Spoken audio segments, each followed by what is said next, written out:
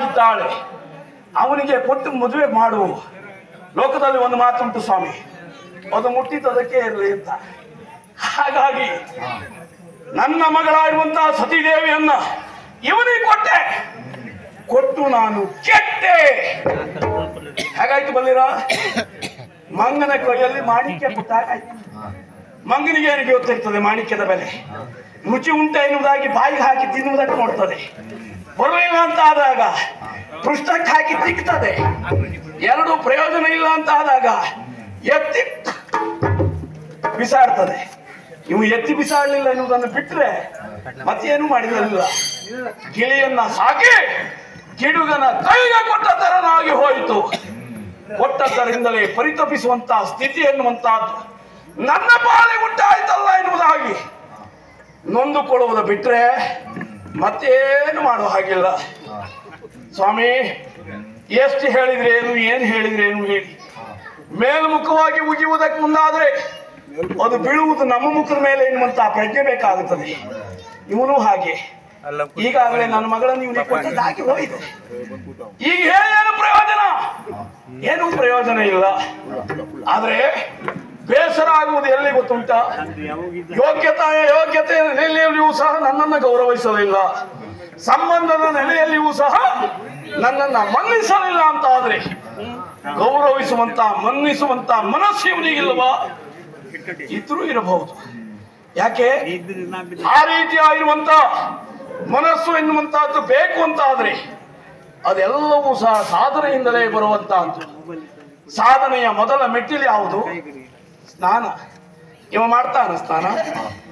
ಮಾಡಿದ್ದಾನೆ ಯಾವತ್ತಾದ್ರೂ ಸ್ನಾನ? ಇಲ್ಲವೇ ಇಲ್ಲ.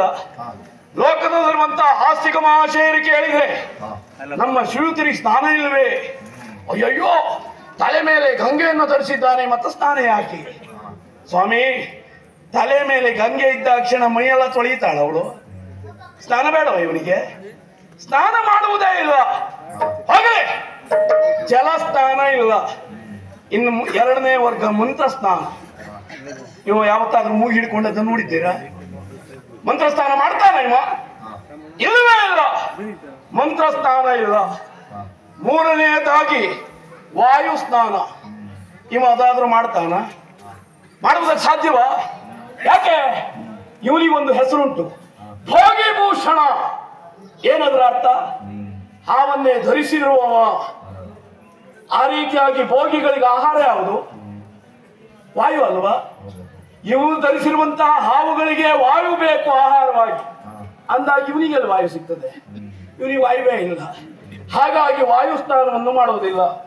ನಾಲ್ಕನೆಯದಾಗಿ ಮೃತ್ತಿಕಾ ಸ್ನಾನ ಮಾಡ್ತಾನೆ. ಇವ ಮೃತ್ತಿಕಾ ಸ್ನಾನವನ್ನ ಹೇಳಿ ಕೇಳಿ ಬೆಳ್ಳಿ ಬೆಟ್ಟ ಇದು. ಇಲ್ಲಿ ಮೃತ್ತಿಕೆಯಲ್ಲಿ ಉಂಟು, ಮಣ್ಣು ಉಂಟ ಇಲ್ಲಿ?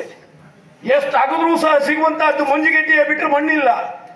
ಹಾಗಿರುವಾಗ ಮೃತ್ತಿಕಾ ಸ್ನಾನ ಎನ್ನುವಂತಹದ್ದಿಲ್ಲ.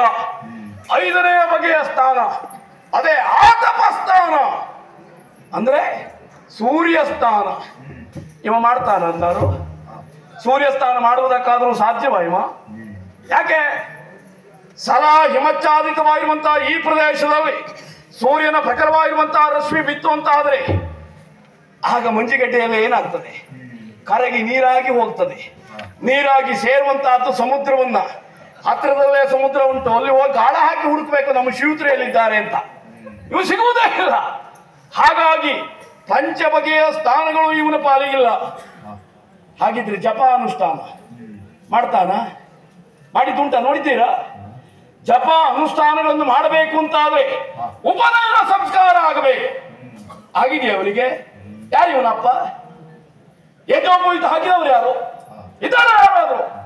ಇಲ್ಲವೇ ಇಲ್ಲ. ಹಾಗಾಗಿ ಮಂತ್ರಸ್ಥಾನವೂ ಇಲ್ಲ, ಆ ನಂತರಲ್ಲಿ ಜಪಾನುಷ್ಠಾನವೂ ಇಲ್ಲ.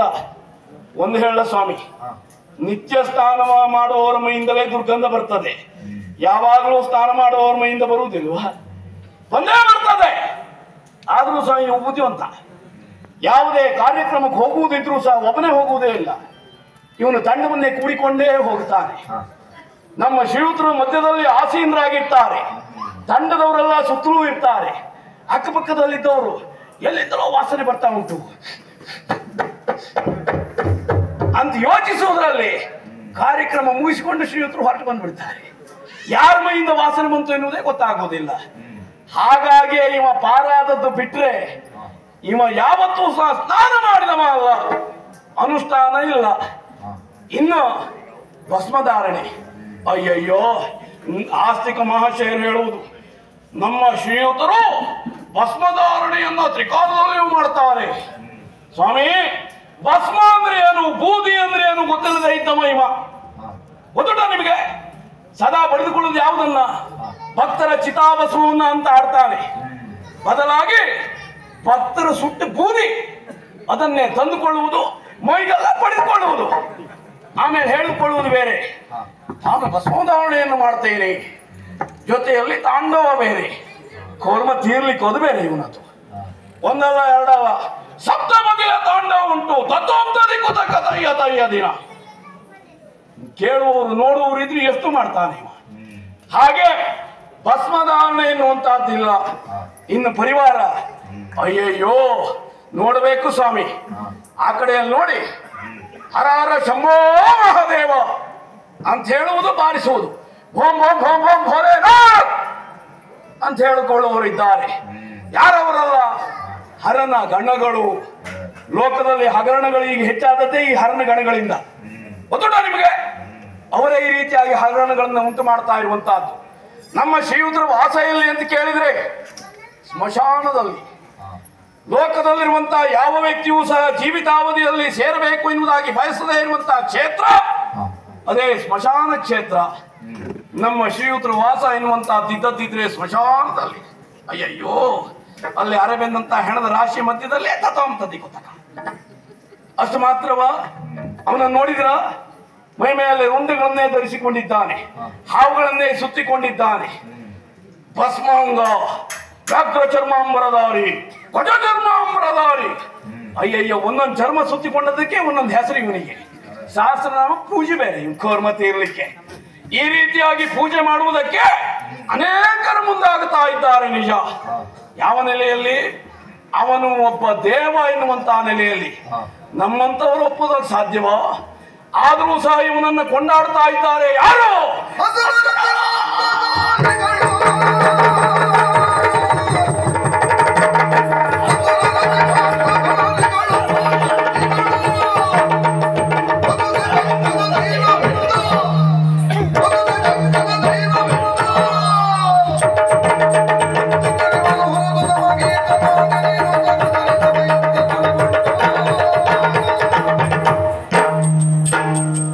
ರತಿಮಾಂಸಹಾರಿಗಳು.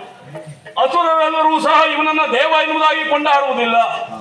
ಬದಲಾಗಿ ಅತಿಮಾಂಸಹಾರಿಗಳು ಅಂದ್ರೆ ಯಾವಾಗಲೂ ಖಂಡವನ್ನೇ ತಿನ್ನುವಂತಹದ್ದು, ಹೆಂಡವನ್ನೇ ಕುಡಿಯುವಂತಹ ಸಂಸ್ಕೃತಿ ಉಳ್ಳಂತ ಅಸುರರು ಮಾತ್ರ ಇವನನ್ನು ಒಂದು ದೇವ ಎನ್ನುವುದಾಗಿ ಕೊಂಡಾಡ್ತಾರೆ.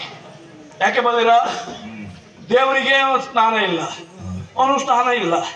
ಮತ್ತೆ ಈ ಭಕ್ತರಿಗೆ ಯಾಕೆ? ಅವರು ಸ್ನಾನ ಮಾಡುವುದೇ ಇಲ್ಲ. ಮೂಗನ್ನು ಹಿಡಿದುಕೊಳ್ಳುವುದು ಹರ ಹರ ಶಂಭೋ ಮಹಾದೇವ ಅಂದ್ರೆ ಸಾಕು, ನಮ್ಮ ಶ್ರೀಯುತರು ಪ್ರತ್ಯಕ್ಷರಾಗಿ ಬಿಡ್ತಾರೆ. ಭಕ್ತ, ನಿನ್ನ ಭಕ್ತಿಗೆ ಮೆಚ್ಚಿದ್ದೇನೆ, ಬೇಕಾದ ವರವನ್ನು ಕೇಳು. ಏನು ಇವನ ಅಪ್ಪನ ಮನೆ ಅಂತ ಕೊಡುವುದಕ್ಕೆ? ವರವನ್ನು ಕೊಡುವುದಕ್ಕೆ ಮುಂದೆ ನಮ್ಮ ಅಪ್ಪನೋ ನಮ್ಮ ಅಜ್ಜನೋ ಬರಬೇಕಾಗುತ್ತದೆ. ಹಾಗಾಗಿ ಲೋಕದಲ್ಲಿರುವಂತಹ ಪ್ರಜ್ಞಾವಂತರು ಅವರ್ಯಾರೂ ಸಹ ಇವನನ್ನು ಒಂದು ದೇವ ಎನ್ನುವುದಾಗಿ ಒಪ್ಪಿಕೊಳ್ಳುವುದಿಲ್ಲ. ಬಿಡಿ, ಇವ ಒಬ್ಬ ಅಗ್ಗದ ದೇವ. ಅಗ್ಗದ ದೇವ ಅಲ್ಲ, ಅಗ್ಗದ ದೇವ. ಹಾಗಾಗಿ ನಮ್ಮಂತವರೆಲ್ಲ ಒಪ್ಪಿಕೊಳ್ಳುವುದಕ್ಕೆ ಸಾಧ್ಯವೇ ಇಲ್ಲ.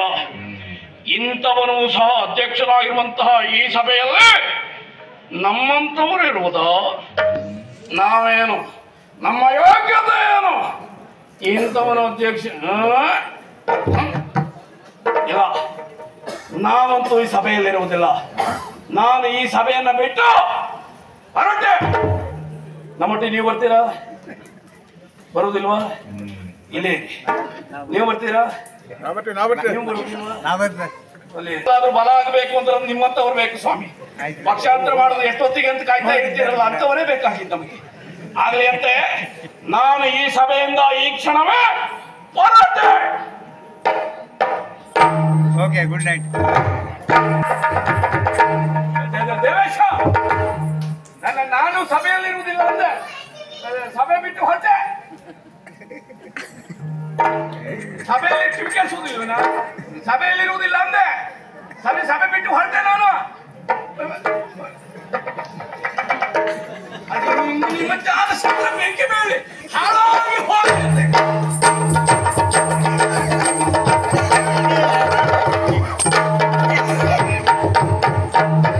ದೇವೇಂದ್ರ ಹೇಗೆ ನಮ್ಮ ಮಾವ ಇದು ಹೊಡ್ತಾ ಹುಡುಗಿದ್ದು ಹೌದು, ಮಿಂಚದ್ದು ಹೌದು, ಮಳೆ ಮಾತ್ರ ಬರಲೇ ಇಲ್ಲ. ಇಂಥ ಅತೃಪ್ತರು ಪ್ರಪಂಚದಲ್ಲಿ ಹೆಚ್ಚಾದದ್ದೇ ಪ್ರಪಂಚದ ಅವನತಿಗೆ ಕಾರಣ. ಆದ್ರೆ ನನ್ನ ವಿಚಿತ್ರ ಕಂಡದ್ದು ನಿನ್ನನ್ನು ನೋಡಿ. ಯಾಕಿದೆ ಅವ ಇಷ್ಟೆಲ್ಲ ಬೈದದ್ದು ನನಗಲ್ಲ, ನಿನಗೆ ಗೊತ್ತಾಗಿದೆಯಾ? ನನ್ನಂತ ಅಯೋಗ್ಯನೊಬ್ಬನನ್ನ ಪೀಠದ ಮೇಲೆ ಕುಳಿಸಿದ್ದೀರಿ ನೀವಂತ ನಿಮ್ಗೆ ಆ ಸುತ್ತು ಬಳಸಿ ಬೈದದ್ದೆಲ್ಲ ಗೊತ್ತಾಗದೆ. ಅಲ್ಲದೆ ಇದ್ರೆ ಅವನ ಆಕ್ಷೇಪಗಳ ಅರ್ಥ ಇದ್ದದ್ದು ಮೊದಲನೇದಾಗಿ ತನ್ನನ್ನ ಮಾತನಾಡಿಸಲಿಲ್ಲ ಅಲ್ವಾ? ನನಗೆ ಸಭೆಗೆ ಹೋಗೋ ಅಭ್ಯಾಸ ಉಂಟ ಕೇಳಿದ್ದಾನೆ ಅವ. ಎದ್ದು ಬಿಟ್ರು ಮತ್ತೆ ಯಾರಾದ್ರೂ ಕೂತ್ಕೊಳ್ತಾರೆ ಅಂತ ಭಯ. ಅದಲ್ಲ ನಾಡು ಸಭಾಧ್ಯಕ್ಷ ಯಾವಾಗಲೂ ಯಾರನ್ನೋ ಎದ್ದು ಹೋಗಿ ಮಾತನಾಡಿಸಿ ಕುಳಿತುವುದು ಅಲ್ಲ. ಅದಕ್ಕೆ ಬೇರೆ ಜನ ಇದ್ದಾರೆ, ಕಾರ್ಯಕರ್ತರು ಅಂತ. ಬಹುಶಃ ಅವನಿಗೆ ತಿಳಿಯದೇ ಇರಬಹುದು ಯಾವುದು ನಿಮ್ಮಷ್ಟು ಸಭೆಗೆ ಹೋದವರು ಯಾರೂ ಇಲ್ಲ ಅಂತ. ಆದ್ರೂ ಒಂದು ಅವನಿಗೆ ತಾನೂ ಅಷ್ಟಕ್ಕೆ ಹೋಗ್ಲಿಲ್ಲ ಅಂತ ಗೊತ್ತಿಲ್ಲ. ಇನ್ನೊಂದು ಮಾತು ಹೇಳ್ತೇನೆ, ಸಭಾಧ್ಯಕ್ಷನಾದ್ರೂ ಆಗಲಿ ಅವನಿಗೆ ನನ್ನ ಸಂಬಂಧ ಹೇಳುವ ಅಗತ್ಯ ಇತ್ತು ಇಲ್ಲಿ. ನನ್ಗೆ ಒಳಿಯ ಅವ ಹುಟ್ಟಿಷ್ಟೇಯ, ನನ್ನ ಮಾವ ಎಂಬ ಕಾರಣಕ್ಕಾದ್ರೂ ಗೌರವಿಸಲಿ, ಇದು ಅವನ ಯೋಚನೆ. ಈ ಪ್ರಪಂಚದಲ್ಲಿ ಬಹಳ ಜನ ಇದ್ದಾರೆ, ನಾನು ನನ್ನಿಂದ ಅವ ಹೇಳಿದ್ದಲ್ಲ ಹೆಬ್ಬೆರಳಿನಿಂದ ಹುಟ್ಟಿದವ ಎಂದು. ಅದಕ್ಕೆ ರೂಢಿಯ ಭಾಷೆಯಲ್ಲಿ ಛಾಪು ಅಂತ ಎಲ್ಲಿ ಹೋದ್ರೂ ಅದನ್ನು ತೋರಿಸುವುದೇ ಹೊರತು ಒಂದೇ ಒಂದು ಒಳ್ಳೆಯ ಕಾರ್ಯ ಮಾಡುವುದಿಲ್ಲ. ಆಮೇಲೆ ಅವನನ್ನು ಆಕ್ಷೇಪಿಸುತ್ತೇವೆ. ಸ್ನಾನ ಇಲ್ಲ, ಜಪಾನುಷ್ಠಾನ ಇಲ್ಲ, ಸ್ವಯಂಭೂ ಅಂದ್ರೆ ನಾವು ಸದಾಕಾಲ ಶುಭ್ರವಾಗಿರುವವರು. ನಮಗೆ ಸ್ನಾನದ ಅಗತ್ಯ ಇಲ್ಲ, ಮೈ ಕೊಳೆಯಾದವರಿಗೆ ಮಾತ್ರ ಸ್ನಾನದ ಅಗತ್ಯ. ಯೋನಿಜರಿಗೆ ಮೈ ಕೊಳೆ ಆಗ್ತದೆ, ಅವರಿಗೆ ಸ್ನಾನ ಬೇಕು. ಆಮೇಲೆ ಮತ್ತೇನಂದ್ರೆ ನನ್ನನ್ನು ಆರಾಧಿಸುವವರಲ್ಲ ಅಸುರರತ್ತಿ ಮಾಂಸಾಹಾರಿಗಳು, ನನ್ನನ್ನ ದೇವರು ಎಂದು ನಂಬದ್ದು ಕುಡಿಯುವವರು, ಮಾಂಸ ತಿನ್ನುವವರು, ಅತಿ ಮಾಂಸಾಹಾರಿಗಳು. ನೀವು ನನ್ನ ದೇವರು ಅಂತ ತಿಳಿದಿಲ್ವ? ತಿಳಿದಿದ್ದೇನೆ. ಮತ್ತೆ ಅವ ಅಷ್ಟು ಹೇಳುವಾಗ ಅಲ್ಲ, ನಾವು ಹಾಗೆ ತಿಳಿದಿದ್ದೇವೆ. ಒಂದು ಮಾತು ಹೇಳ್ಬೋದು, ಕೆಲವೊಂದು ವಿಷಯ ಕೆಲವೊಂದು ಸನ್ನಿವೇಶ. ಯಾಕೆಂದ್ರೆ ಸಭಾ ಮರ್ಯಾದೆ ನಿನಗೆ ಗೊತ್ತಿಲ್ಲ, ಅವನಿಗೆ ಗೊತ್ತಿಲ್ಲ. ಹೋಗುವಾಗ 2-3 ಬಾರಿ ನಿಮ್ಮ ಹತ್ರ ಹೇಳಿದ್ರೆ ನನ್ನ ಮುಖ ನೋಡುದು, ನಿಲ್ಲು ಅಂತ ಹೇಳಿ ಅಂತ ರಗಳೆ ಹೋಗುವುದೇ ಒಳ್ಳೇದು ಅನ್ನಿಸ್ತದೆ. ಹಾಗಾಗಿ ಮಾತನಾಡ್ಲಿಕ್ಕೆ ಹೋಗಿದೆ. ಆದ್ರೆ ಇನ್ನೆಲ್ಲಿಯಾದ್ರೂ ನಿಮಗೆ ಒಮ್ಮೆ ಆತ ಸಿಕ್ಕಿದ್ರೆ ಒಂದು ಮಾತಾಡ್ಬೇಕು. ಸುಮ್ಮನೆ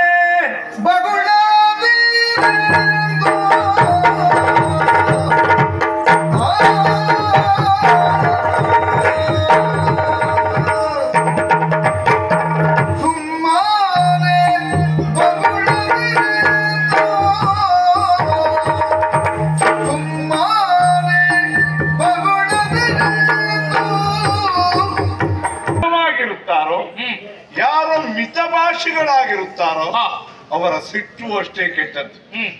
ನಮ್ಮ ತಳ್ಳಿ ಬೇಡ ಅವನಿಗೆ. ಅವನಿಗೆ ತಾನು ಬ್ರಹ್ಮನ ಮಗ ಅಂತಿದೆ, ಇರಬಹುದು, ನಮ್ಮ ಆಕ್ಷೇಪ ಇಲ್ಲ.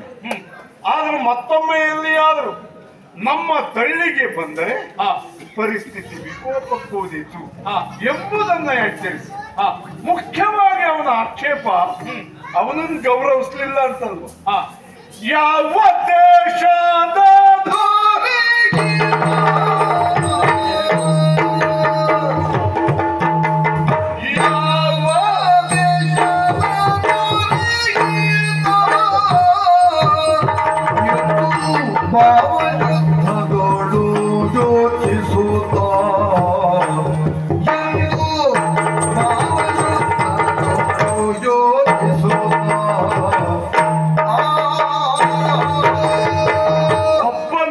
ಗೌರವ ಕೊಡಬೇಕಿದೆ, ಒಬ್ಬನನ್ನ ಸನ್ಮಾನಿಸಬೇಕಿದ್ರಿ, ಒಬ್ಬನಿಗೆ ಸ್ಥಾನ ಮಾನ ಕೊಡಬೇಕಿದ್ರಿ, ಅರ್ಹತಾವಂತನಾಗಿರ್ಬೇಕು.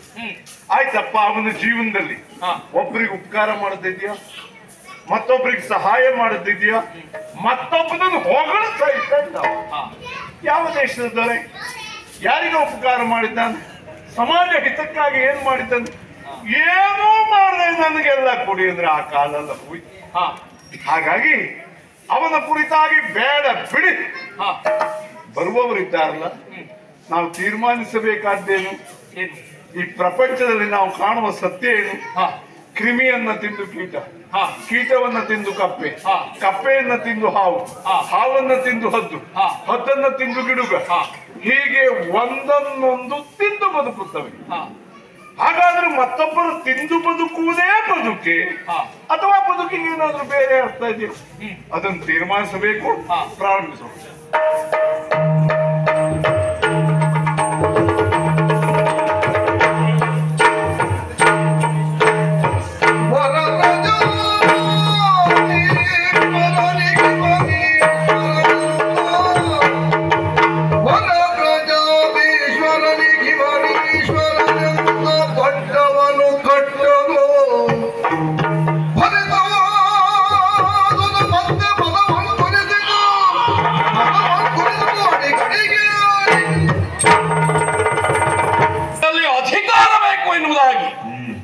ಅಪ್ಪನೇ ಕರುಣಿಸಿದ್ದಾನೆ. ಹೋಗೋ ಮಗನೇ, ಪ್ರಾಚೀನವರಿಗೆ ಅಲ್ಲಿಯೇ ಹೋಗಿ ನೆಲೆಯಾಗಿ ನಿಂತಿರು. ಅಷ್ಟು ಮಾತ್ರ ಅಲ್ಲ, ಲೋಕದಲ್ಲಿ ಪ್ರಜಾಧೀಶ್ವರರು ಅದೆಷ್ಟೋ ಮಂದಿ ಇದ್ದಾರೆ ಈ ಮೊದಲುಗೊಂಡು. ಇವತ್ತಿಂದ ನೀನು ಅವರಿಗೆಲ್ಲರಿಗೂ ಈಶ್ವರ ಎನ್ನುವುದಾಗಿ ಪಟ್ಟವನ್ನ ಕಟ್ಟಿದ್ದಾನೆ.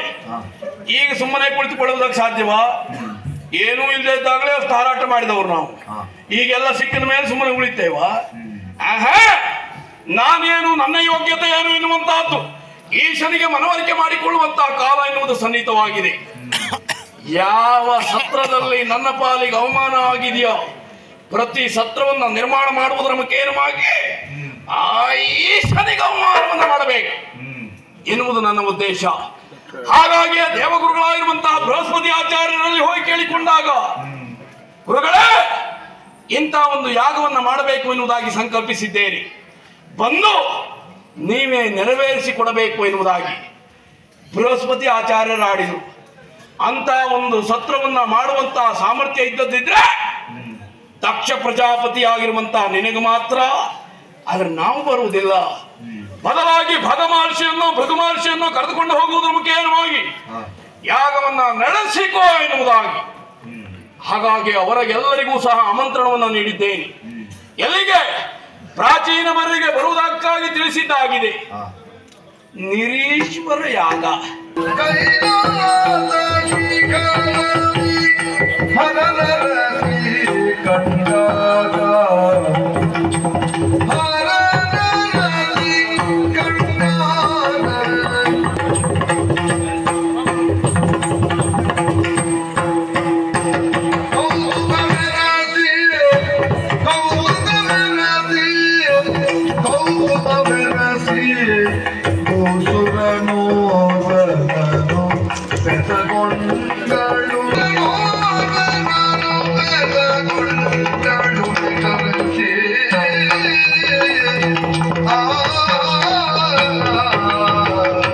ಪ್ರಭು ಪರಮೇಶ್ವರ, ನೀನೇ ರಕ್ಷಿಸು.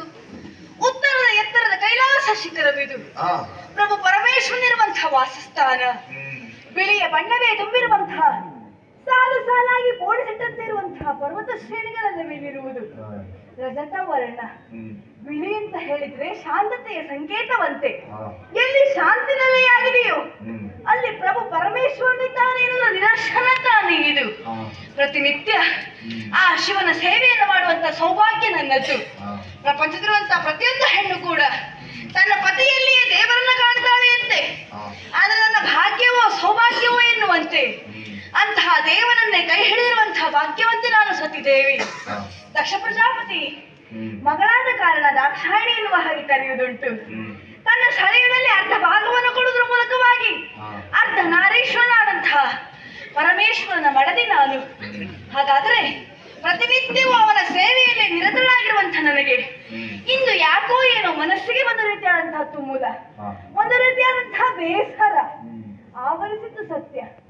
ಪ್ರಭುವಿನಲ್ಲಿ ವಿಷಯವನ್ನ ಹೇಳೋಣವೇ, ತಿಳಿಸಿದರೆ ಎಲ್ಲಿ ದಾಕ್ಷಾಯಣಿಯ ಮನಸ್ಸು ನೋವಾಗುತ್ತದೆ ಎನ್ನುವ ಹಾಗೆ ಭಾವಿಸಿಕೊಳ್ಳುತ್ತಾರೆ ಎನ್ನುವ ಕಾರಣಕ್ಕಾಗಿ, ಅವರ ಮನಸ್ಸಿಗೆ ನೋವನ್ನು ಕೊಡದೇ ಇರುವ ಕಾರಣಕ್ಕಾಗಿ ಕೆಲವು ಕಾಲ ಅವರ ಸೇವೆಯಿಂದ ಅಗಲಿ ತಪ್ಪಲ ಪ್ರದೇಶದಿಂದ ಇಳಿದು ಬರ್ತಾ ಇದ್ದೇನೆ. ಹಾಗಾದ್ರೆ ಎಷ್ಟು ರಮಣೀಯವಾಗಿರುವಂತಹ ದೃಶ್ಯವನ್ನ ಕಾಣ್ತಾ ಇದ್ದೇನೆ. ಎಲ್ಲಿ ನೋಡಿದರಲ್ಲಿ ಬಿಳಿಯ ಬಣ್ಣವೇ ತುಂಬಿರುವಂತಹ ಪರ್ವತ ಶ್ರೇಣಿಗಳೇ ಉಂಟು. ಇಲ್ಲಿ ತುಂಬಿಕ್ಕುವಂತಹ ಜಲಧಾರೆಯನ್ನು ಕಾಣ್ತಾ ಇದ್ದೇನೆ. ವಿಶಾಲವಾಗಿರುವಂತಹ ವನ್ಯ ರಾಶಿಯನ್ನು ನೋಡ್ತಾ ಇದ್ದೇನೆ. ಆಹಾ, ನದಿಗಳೆಲ್ಲವೂ ಹರಿಯುತ್ತಿರುವುದನ್ನು ಕಾಣ್ತಾ ಇದ್ದೇನೆ.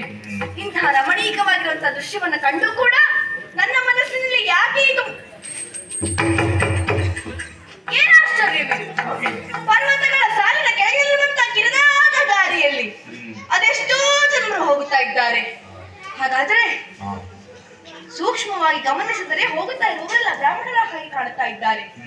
ಹಾಗಾದ್ರೆ ಇಷ್ಟೆಲ್ಲ ಜನ ಬ್ರಾಹ್ಮಣರು ಒಂದಾಗಿ ಹೋಗುತ್ತಾ ಇದ್ದಾರೆ ಅಂತಾದ್ರೆ ಹೋಗುತ್ತಾ ಇರುವಂತಹ ಕಾರ್ಯವಾದರೂ ಯಾವುದು, ಹೋಗುತ್ತಾ ಇರುವಂತಹ ಸ್ಥಳವಾದರೂ ಯಾವುದು?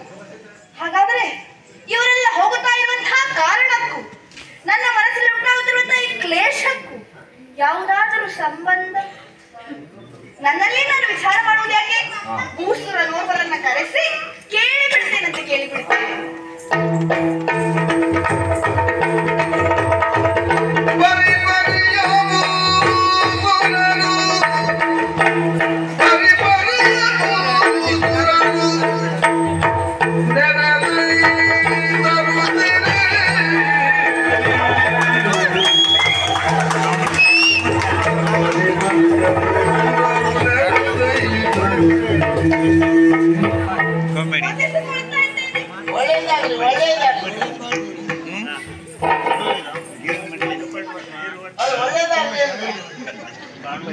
ಇದು ಯಾವ ರೀತಿಯ ಆಶೀರ್ವಾದ ಅಂತ ಗೊತ್ತಾಗಲಿಲ್ಲ. ಯಾಕೆ? ನಿಮ್ಮ ಕರಗಳು ಆಶೀರ್ವಾದ ರೂಪದಲ್ಲಿ ನನ್ನ ಕಡೆಗೆ ಉಂಟು. ಹೌದು. ಆದ್ರೆ ಮುಖ ಮಾತ್ರ ಅತ್ತ ಕಡೆ ತಿರುಗಿಸಿದ್ದೀರಿ ಅಂತಾದ್ರೆ ಕಾರಣ ಏನು ನನ್ನ ಮುಖವನ್ನು ನೋಡದೆ ಆಶೀರ್ವಾದ ಮಾಡಬೇಕಂದುಕೊಂಡಿದ್ದೀರಾ ಹೇಗೆ? ನಿನ್ನ ಮೇಲಿನ ಸಿಟ್ಟಲ್ಲ, ನನಗೆ ಸಿಟ್ಟು ಬಂದದ್ದು ಅಲ್ಲ. ಆದ್ರೆ ಆಶೀರ್ವಾದದಲ್ಲಿ ಬದಲಾವಣೆ ಮಾಡಿದ್ದೆ. ಎಂತ ಬದಲಾವಣೆ? ಈಗೀಗ ಮುಖ ನೋಡಿ ಆಶೀರ್ವಾದ ಮಾಡೋದು ಬಿಟ್ಟಿದ್ದೆ. ಕಾರಣ ಮತ್ತೇನಲ್ಲ, ಒಂದು ದಿವಸ ಹೀಗೆ ಮಾರ್ಗದಲ್ಲಿ ಹೋಗುವಾಗ ಒಬ್ಬ ಆತ ಬಂದ. ಸರಿ. ಬಂದದ್ದು ಮಾತ್ರ ಅಲ್ಲ, ನನ್ನನ್ನು ಕಂಡವನೇ ಭೂಮಿಯಲ್ಲಿ ನಡೆದಾಡುವ ದೇವರು ಅಂತ ಹೇಳಿದ್ರೆ ನೀವೇ ಅಂತ ಹುಡಿಯಲ್ಲೇ ಉದ್ದುದ್ದ ನಮಸ್ಕಾರ ಮಾಡಿದ. ಬ್ರಾಹ್ಮಣೋತ್ತಮನನ್ನ ಕಂಡಾಗ ಪ್ರತಿಯೊಬ್ಬರು ಹಾಗೆ ಮಾಡಬೇಕಂತ ಅಲ್ವಾ? ಹೌದು. ನನಗೂ ಬಹಳ ಸಂತೋಷ ಆಯ್ತು. ಈ ಕಾಲದಲ್ಲಿ ಇಂಥ ಒಬ್ಬ ಸಿಗ್ತಾರಲ್ಲ, ಮನ ತುಂಬಿ ಒಳ್ಳೇದಾಗ್ಲಿ ಅಂತ ಆಶೀರ್ವಾದ ಮಾಡಿದೆ. ಸರಿ. ಹಾಗ ಆಶೀರ್ವಾದ ಮಾಡುವಾಗ ನನ್ನ ಬಾಯಿಂದ ಹಾರಿದಂತ ಎಂಜರು ಅವನ ಮುಖಕ್ಕೆ ಬಿತ್ತು. ಎತ್ತ ನಿಂತವನೇ ಜೋರಾದದ್ದು ಅಂತ ಹೇಳಿದ್ರಿ ಎಷ್ಟು? ಅಯ್ಯ, ಇನ್ನೇನು ಹೊಡಿತಾನು ಅಂತ ಗೊತ್ತಾಗ್ಲಿಲ್ಲ.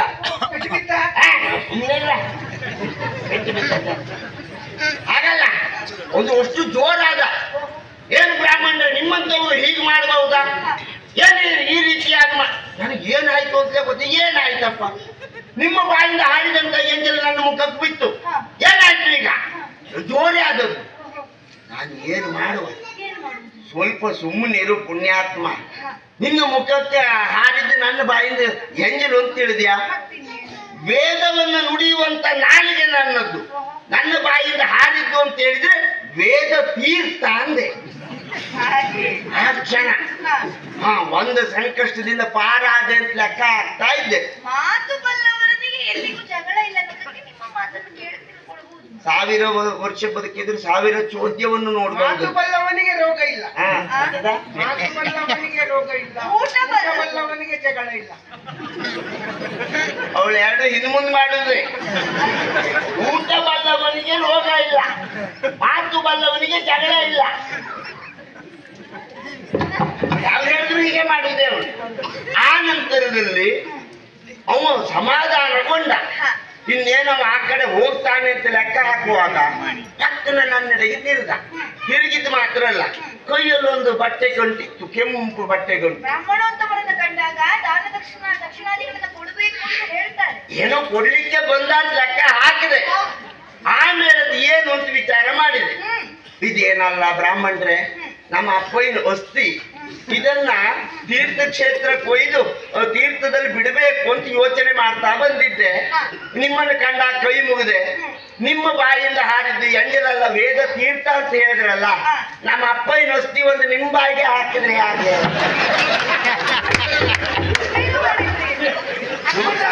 ಹಾಕೊಂಡ ಅಸ್ಥಿ ನನ್ನ ಬಾಯಲ್ಲಿ ಹಾಕೊಳ್ಳಿಕ್ಕೋಸ್ಕರ ರುಚಿ ಆಗಿತ್ತಪ್ಪಯ್ಯ. ಬಾಯಿಗೆ ಹಾಕಿದ್ರೆ ರುಚಿ ಗೊತ್ತಾಗುವುದು. ಆಮೇಲೆ ಗೊತ್ತಾಯ್ತು, ಒಂದು ವೇಳೆ ನನ್ನ ಬಾಯಿಂದ ಹಾರಿದ್ದು ಎಂಜಲು ಅಂತ ಒಪ್ಪಿಕೊಂಡ್ರೆ ಹೊಡಿತಾನೆ, ವೇದ ತೀರ್ಥ ಅಂತ ಹೇಳಿದ್ರೆ ಅವನ ಅಪ್ಪನ ಅಸ್ಥಿ ನನ್ನ ಬಾಯಿಗೆ ಹಾಕ್ತಾನೆ. ಏನೋ ಮಾಡುವ ಅಂತ ಯೋಚನೆ ಮಾಡಿ ಮಾಡಿ ಮಾಡಿ ಮಾಡಿ ಪಕ್ಕನೆ ಒಂದು ಮಾತು ಹೇಳಿದೆ ಅವನಲ್ಲಿ. ನೋಡು, ತೀರ್ಥಕ್ಕೆ ಹಾಕುವುದೇ ಹೌದಾದ್ರೂ ಅದನ್ನು ಶುಚಿಗೊಳಿಸಬೇಕು. ಮತ್ತೊಮ್ಮೆ ಅದಕ್ಕೆ ನೀರಲ್ಲಿ ಹಾಕಿ ತೊಳೆದು ನೀನು ಸ್ನಾನ ಮಾಡಿ ಬಾ, ಆಮೇಲೆ ಹಾಕ್ಲೇವು ಅಂತ ಹೇಳಿದೆ. ಸರಿ. ಅಷ್ಟೊತ್ತಿಗೆ ಸ್ನಾನಕ್ಕೆ ಅಂತ ನೀರು ಹುಡುಕ್ತಾ ಆ ಕಡೆ ಓಟ, ನಾನು ಪುಸ್ತಕ ಈ ಕಡೆ ಹೊರಟೆ. ತಪ್ಪಿಸಿಕೊಂಡ್ರೆ ಸಾವಿರ ವರ್ಷ ಬದುಕು, ಬೀಸುವುದು ಒಳ್ಳೆ. ಅದಕ್ಕಾಗಿ ಈಗೀಗ ನಾ ಮುಖ ನೋಡಿ ಆಶೀರ್ವಾದ ಮಾಡುವುದೇ ಇಲ್ಲ. ಯಾಕೆ ಮತ್ತೆ ಹಂಗೆ ಹಾರಿ ಮತ್ತೆ ಸ್ವಸ್ತಿವಾಗಿ ಬೀಳುವುದು ಯಾಕೆ? ಹಾಗಾಗಿ ಇಲ್ಲಿ ಆಶೀರ್ವಾದ ನಿಂತು ತಡೆಯಬಾರದು. ನಾ ದೊಡ್ಡದೇ ನಿಂತವ ಈಗ. ಹೌದೌದು. ತಡೆದು ನಿಲ್ಲಿಸಿದನೆನ್ನುವ ಕಾರಣಕ್ಕಾಗಿ ನೀವು ಕುಪಿತರಾಗಬಾರದು. ಇಲ್ಲಪ್ಪ, ಹಾಗೆಲ್ಲ ನಮಗೆ ಸಿಟ್ಟು ಬರುವುದೇ ಇಲ್ಲ. ಅದನ್ನು ಕುಳಿತುಕೊಳ್ಳುವುದಕ್ಕೆ ಆ ಬಂಡೆಯನ್ನೇ ಆ ಪೀಠ ಎನ್ನುವ ಹಾಗೆ ಭಾವಿಸಿ ಕುಳಿತುಕೊಳ್ಬಹುದಾ? ತೊಂದರೆ ಇಲ್ಲ, ತೊಂದರೆ ಇಲ್ಲ. ಲಕ್ಷ್ಮಿ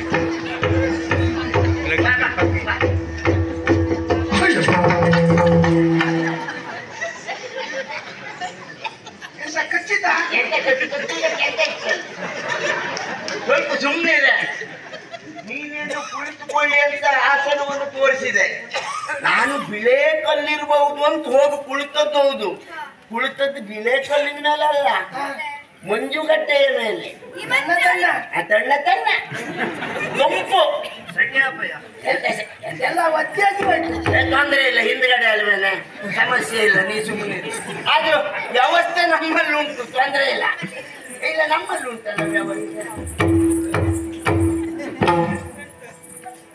ಬಾ ಬಾ ಬಾ, ಕೂತ್ಕೊ.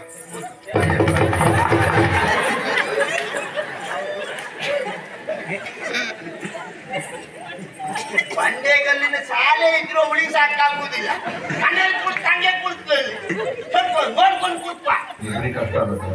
ತೊಂದ್ರೆ ಇಲ್ಲ, ಹೊಂದಾಣಿಕೆ ನಂಗೆ ಹೇಳ್ತೀಯ. ಬಾ ಬಾ, ಕೂತ್ಕೊ ಕೂತ್ಕೊ. ಅಪ್ಪಯ್ಯ, ನಾನು ಅಪ್ಪಯ್ಯ. ಎಲ್ಲೇ ಎಲ್ಲೇ ಬೇಡ, ಬಾಯ್ಸ್ಕೊಂಡ್ ಬಂದ್ರೆ ಕಷ್ಟ. ಓ ಆಗ್ಲಿ. ಅವನಿಂದ